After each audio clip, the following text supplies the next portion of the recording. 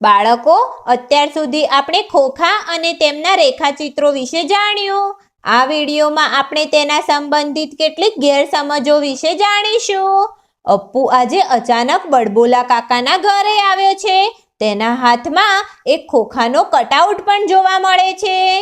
જ્યારે કાકાએ તેને અચાનક આવવાનું કારણ પૂછ્યું તો અપ્પુએ તેમને જણાવ્યું કે તેણે કેટલાક લંબઘન આકારના ખોખાના કટઆઉટ મંગાવ્યા હતા, પરંતુ હવે પ્રયત્ન કરવા છતાં પણ તે તેનાથી ખોખા નથી બનાવી શકતો. કાકાએ અપ્પુ પાસેથી તે ખોખાના કટઆઉટને લીધો. કટઆઉટ આ પ્રકારની આકૃતિનો હતો. બાળકો, કટઆઉટમાં તમને કેટલી બાજુઓ દેખાય છે? એકદમ સાચું, 6 બાજુઓ.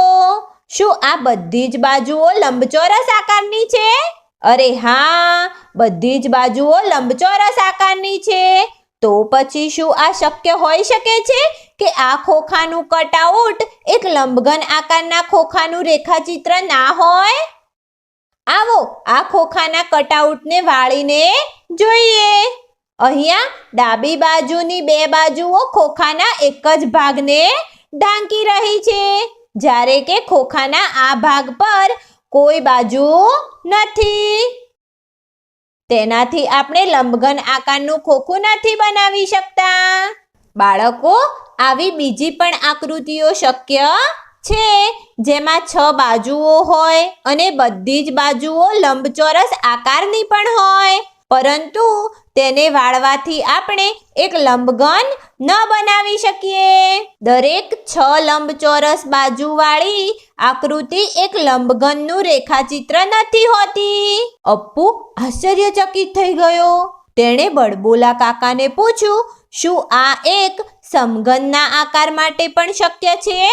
ત્યારે બડબોલા કાકાએ એક મોટા કાગળ ઉપર આવી રીતે એક આકૃતિ બનાવી અને અપ્પુને આપી દીધી.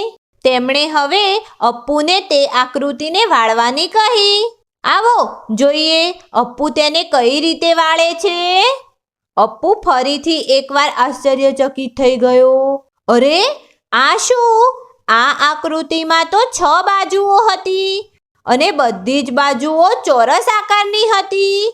તો પણ હું તેનાથી એક સમઘન ના બનાવી શક્યો. હા બાળકો, આવા બીજા પણ રેખાચિત્રો શક્ય છે જેમાં 6 ચોરસ આકારની બાજુઓ હોય, પરંતુ તેને વાળીને આપણે એક સમઘન ના બનાવી શકીએ. બીજા શબ્દોમાં, દરેક 6 ચોરસ બાજુવાળી દરેક આકૃતિ એક સમઘનનું રેખાચિત્ર નથી હોતી. બાળકો, હવે શું તમે જણાવી શકો કે આમાંથી કઈ આકૃતિ એક સમઘનનું રેખાચિત્ર છે અને કઈ નથી? તમે ઈચ્છો તો વિડીયોને રોકીને આનો જવાબ શોધી શકો છો.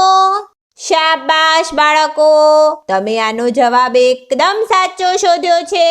અપ્પુ કાકા પાસેથી રેખાચિત્ર સંબંધિત ગેરસમજ વિશે શીખીને ખૂબ જ ખુશ થઈ ગયો અને ખુશી ખુશી પોતાના ઘરે પાછો જતો રહ્યો. બાળકો, આ ભાગમાં આપણે ખોખા અને તેના રેખાચિત્રો સંબંધિત કેટલીક ગેરસમજ વિશે જાણ્યું.